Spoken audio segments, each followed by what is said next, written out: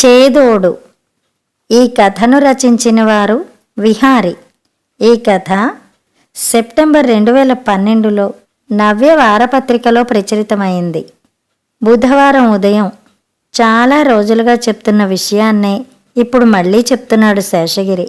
భార్య వరమ్మ ఊ అంటూనే ఉంది. ప్రతి వస్తువు రేటు పెరిగిపోతూ ఉంది. రోజు రోజుకు మనలాంటి వాళ్లకు బతుకుబంటిని లాగడం కష్టమవుతోంది. నా వల్ల కావటం లేదు. వరమ్మ మాట్లాడలేదు, ఊ కూడా అనలేదు. ఒక్కొక్కప్పుడు ప్రత్యేకంగా ఊ అనదామే.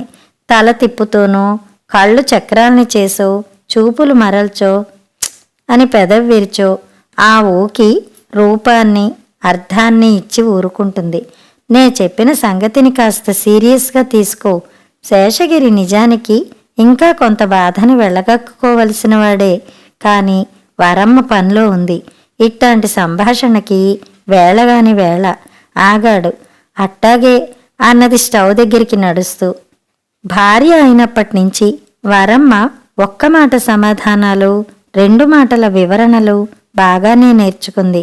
కన్నెగా, తెలివైనది, చురుకైనది అని అమ్మా నాన్నల చేత, ఇరుగు పొరుగు వాళ్ల చేత పొగిడించుకున్న పిల్లే వరమ్మ.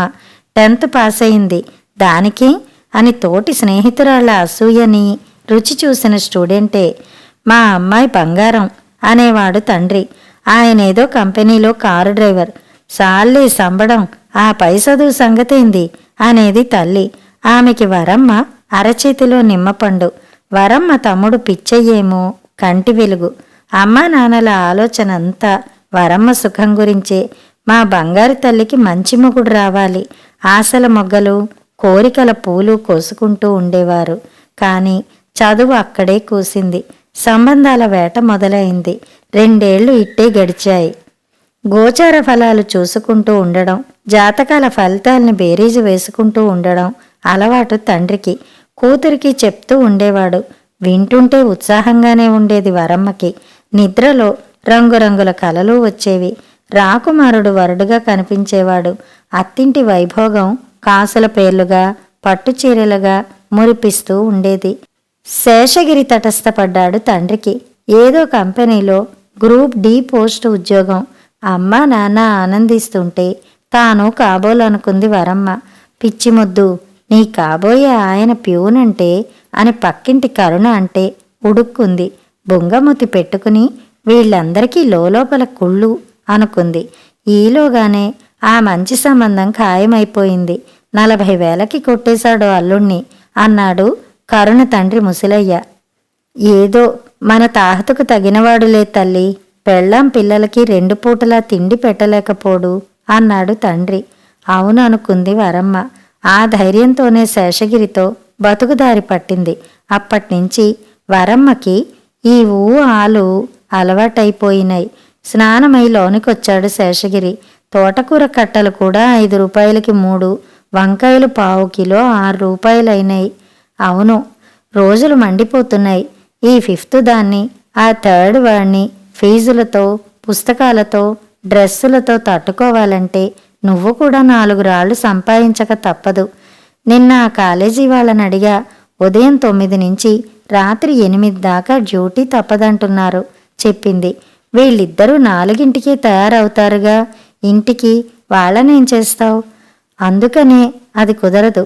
మరి వేరే ఆలోచించు. ఇవాళ చూస్తా. వంట పూర్తయింది, తిండి అయింది. బ్యాగులు, డ్రెస్సులు, బాక్సులు, షూసు, వెళ్ళొస్తాలు. 5th గడప దగ్గరే నిలబడింది. ఆ పుస్తకం తేకపోతే డ్రెస్సు ఉడదీయించి నిలబెడతానంటోంది మా మిస్సు. ఇవాళ తేవాలి. అర్థింపులో భయం, భయంలో హెచ్చరిక.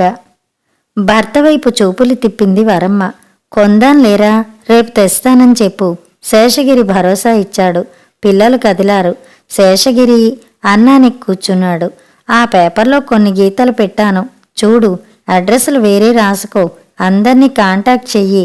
నెంబర్లు రాలేదని వదిలేసి నిద్రపోకు. అట్లాగే. పోయి రావాలంటే బస్సులు జాగ్రత్త. ఎక్కడో ఆలోచిస్తూ ఎక్కి దిగడం చెయ్యకు. తల ఊపింది. శేషగిరి డ్యూటీకి కదిలాడు. వరమ్మ కూడా 4 మెతుకులు గతికింది. గిన్నెలు కంచాలు కడిగి పేపర్ ముందేసుకు కూర్చుంది.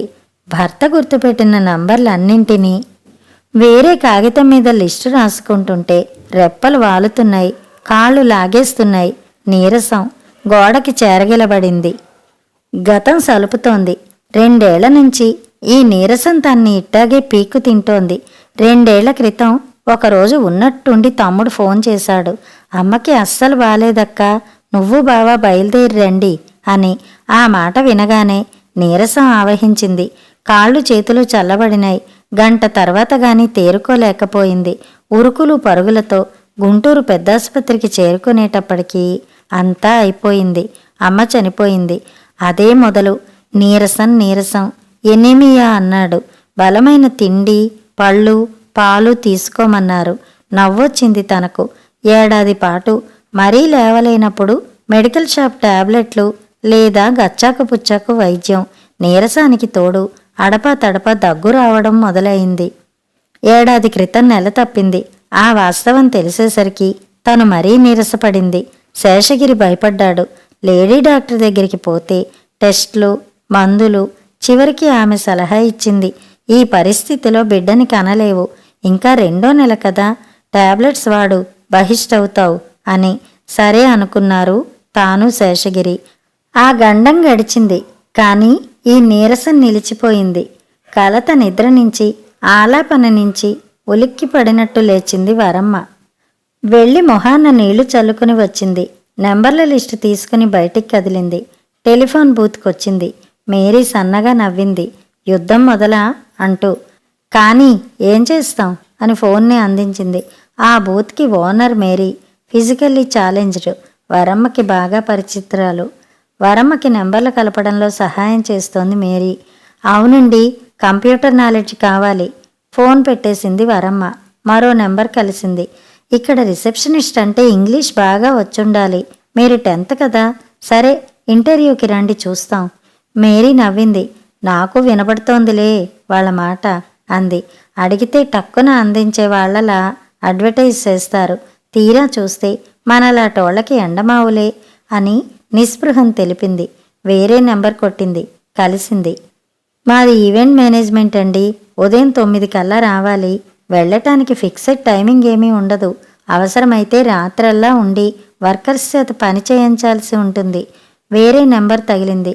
బంజారా హిల్స్ బ్రాంచ్లో మనిషి కావాలమ్మా. మీరేమో దిల్సుఖ్ నగర్ అంటున్నారు కదా, కుదరదు. మాకు ఈ ఏరియాలో నివసించే వాళ్ళు కావాలి. మళ్ళీ నవ్వింది మేరీ. చూసేవారెవరికైనా ఆంతర్యం అర్థమయ్యే నవ్వది. రోజు నీకే అవస్థేమిటే తల్లి అంటున్న జాలి నవ్వది. నువ్వు చదివిన చదువుకు నీకు ఉద్యోగాలేమొస్తాయి చెల్లెలా అని సానుభూతి చూపుతున్న నవ్వది. నిరుత్సాహంతో ఉసూరుమంది వరమ్మ. నిస్పృహతో నిట్టూర్పు విడిచింది. నిస్సత్తువుతో స్టూలు మీద కూర్చుండిపోయింది. ఇవాళ్టికి ఇంక ఏ కంపెనీలకి, ఆఫీసులకి వెళ్ళనక్కర్లేదు అనుకుంది. మేరీ తన పనిలో నిమగ్నమైంది. ఆ పని చీరలకి ఫాల్స్ కుట్టడం. ఖాళీగా ఉండకుండా ఈ వ్యాపకం పెట్టుకుంది. వ్యాపకం కాస్త చిన్న వ్యాపారంగా ఫాల్స్ అమ్మకంలోకి దిగింది. ఆ కాలనీలో ఉద్యోగిన్లు, పెద్దింటి ఆడవాళ్లు ఆమె క్లయింట్స్ ఇవ్వాల. మేరీనే చూస్తూ కూర్చుంది వరమ్మ. ఫోన్ కోసం వచ్చేవాళ్లు వస్తున్నారు, వెళ్లేవాళ్లు వెళ్తున్నారు. బంకులో మేరీ పక్కగా పెట్టుకున్న పోర్టబుల్ టీవీ రంగులు, అరుపులు కక్కుతోంది. నిజానికి కొన్నాళ్ల క్రితం వరమ్మ కూడా ఇంట్లో కుట్టు మిషన్ పెట్టుకుందామనే ఆలోచన చేసింది. శేషగిరి ఒప్పుకోలేదు. కారణం, లేడీ డాక్టర్ ఒకసారి మిషన్ కుడితే ఇంతే సంగతులు, సరాసరి టీవీలోకి పోతావు జాగ్రత్త అని హెచ్చరిక చేసింది. అక్కడికి వచ్చిన మనిషి ఎవరో పెద్దగా అరుస్తూ ఫోన్లో మాట్లాడుతుంటే ఆలోచన నుంచి ప్రస్తుతానికొచ్చింది వరమ్మ. టీవీ మీదకి దృష్టి మళ్ళింది. ఎవరో నిరుద్యోగి ఆత్మహత్య వార్త ప్రసారం అవుతోంది. క్షణంలోనే ఛానల్ని మార్చింది మేరీ. ఇప్పుడు కుటుంబ కలహాల వలన భర్త చేతిలో భార్య హత్య కథనం వస్తోంది. వెన్ను చరిచినట్లయింది వరమ్మకి. మనసు పరిపరి విధాల పోయింది. ఏవేవో ఊహలు మేధలో సుడి తిరగసాగాయి. భయం ఆవహించింది శరీరాన్ని. ఇప్పుడు ఏమిటి దారి? భర్త భారాన్ని తగ్గించి కుటుంబాన్ని ఆదుకోవడం ఎలా? సంపాదించే ఇరవ లేకపోతే రోజులు గడవడం కష్టం. వరమ్మకి శేషగిరి స్వభావం, స్వరూపం, ఇటీవల అతని ప్రవర్తన మదిలోకొచ్చినాయి. విసుగు, చిరాకు ఎక్కువైనాయి. ఎప్పుడూ పరధ్యానం, జీతం లెక్కలు, ఖర్చు భయం, ఆందోళన. నిజానికి ఈ మధ్య అతను తనతో ఆదరంగా కూడా మాట్లాడట్లేదు. ఈ పరిస్థితుల్ని ఎట్లా తట్టుకోవాలి? ఇంకా ఏ ప్రయత్నం చేయగలదు తను? వరమ్మకి ఒళ్ళు జలధరించిందా పైన. ఆలోచనకు అందని ఆ సంబంధం ఆమెకు తత్తరపాటు కలిగించింది. ఒళ్ళంతా చెమటలు పట్టింది. అన్నాలైనయ్యా వరమ్మ? మేరీ ప్రశ్నకు తల ఊపింది. యాంత్రికంగా స్టూలు మీద నుంచి లేచింది. ఫోన్ బిల్లుకు పైసలిచ్చి వస్తాను మేరీ అంటూ కదిలింది. కను చీకటి వేళ అన్నం తినకుండా కూచుని ఏడుస్తూ సాధిస్తోంది. 5th. నిన్నటి పుస్తకం సమస్యకి తోడు మరో డిమాండ్ని పట్టుకొచ్చింది. ఎక్స్కర్షన్కి తీసుకుపోతాం, 200 తెమ్మన్నారు. ఈ ఆదివారమే ప్రోగ్రాం, శనివారంలోగా ఇవ్వాలి. కాళ్ళు నేలకేసి తాటించి అరిచి చేతులతో అమ్మ కొంగుని కాళ్ళని వేధించి కళ్ళు పుళ్ళు చేసుకుంటున్నాడు 3rd. వాడిని టీచర్స్ డే సాంస్కృతిక కార్యక్రమానికి సెలెక్ట్ చేశారు. వైట్ డ్రెస్ కావాలి. మాటలు రాలేదు వరమ్మకు. 1-2 వచ్చినా ఎట్టా చెప్పాలో తెలియలేదు. పిల్లల ఘోషని తనలో అలజడిని చేసుకుని కూర్చుండిపోయింది. ఆమెకు మనసు కించపడినట్టయింది. పిల్లల చిన్న చిన్న సంతోషాలు, కోరికలు తీర్చలేకపోతున్నామే అని వ్యధపడింది. శేషగిరికి ఈ అవసరాల్ని చెప్పటమెలా అనే ప్రశ్నే ఆమెను వేధించసాగింది. కూతురికి కొడుక్కి అట్టాగే అనే హామీనిచ్చి తాత్కాలికంగా శాంతింపచేసింది. పిల్లలిద్దరికీ స్నానం చేయించి ఉతికిన బట్టలు వేసి బుజ్జగిస్తూ అన్నం తినిపించింది. తాను భారంగా లేచి స్నానం చేసి తయారయింది. నిరామయ వాతావరణంలో తన ఆలోచనలోకి తాను దిగింది. రాత్రి 10 గంటలు దాటింది. పిల్లలు నిద్రపోయారు. భర్తకి దినచర్యని అప్పచెప్పింది వరమ్మ. శేషగిరి విసుక్కున్నాడు. తనను తాను తిట్టుకున్నాడు. కర్మను నిందించుకున్నాడు. గతాన్ని ఏకరవు పెట్టుకున్నాడు. తల్లి తండ్రి చిన్నతనంలోనే చనిపోవడంతోనే తన దౌర్భాగ్యం మొదలైందన్నాడు. మేనమామ సంరక్షణలో పడిన అవస్థల్ని చెప్పుకున్నాడు. ఆయన ప్రెస్లో బండ పనులన్నిటినీ తన్నెత్తిన రుద్ది చదువుని కొండెక్కించి ఇలా జవాన్ని చేశాడని బాధపడ్డాడు. చేదోడు వాదోడు లేని ఒంటరి బతికైపోయిందని వేష్టపడ్డాడు. చివరికి వేణీళ్ళకి చన్నీళ్లుగా నువ్వు ఎంతో కొంత సంపాదించగలవు అనుకున్నా గాని ఇట్లా యాతనలు పడతామనుకోలేదు అని నిష్ఠూరంగా అన్నాడు. వరమ్మ మనసు నొచ్చుకుంది. నవ్వో ఏడుపో తెలియని ముఖకవళికల్ని విషాదపరం చేసింది. శేషగిరిని ఉక్రోషంగా చూసింది. ఆ వెంటనే అతనన్నాడు, నీ వల్ల నాకే ప్రయోజనం లేకుండా పోయింది అని పక్కకి తిరిగి పడుకున్నాడు. వరమ్మకి గుండె పట్టేసింది. కళ్ళ నీళ్లు తిరిగినాయి. ఏడుపు గొంతుకలో కొట్టుకలాడింది. అర్థం చేసుకున్నాడు. చిరాకు పడ్డాడు. ఈ ఏడుపు మాత్రం ఉంది. అప్పు పుట్టక, ఖర్చు తప్పక, నెల నెల నేనెట్టా ఏడుస్తున్నానో తెలిసి అర్థం చేసుకోవు. తెలియకే అంతా తెలుస్తూనే ఉంది. వచ్చే జీతానికి, కావలసిన అవసరానికి మధ్య అఘాతం తనకు తెలియందేం కాదు. తెలిసి ఏం చేయాలి ఇప్పుడు? ఇది ప్రశ్న. ఏం చేస్తావో ఏమో. నెలకు 1000 వస్తే కాస్త ఊపిరి పీల్చుకోవచ్చు. ఇది ముక్తాయింపు. గురువారం రాత్రి 11 గంటలవుతోంది.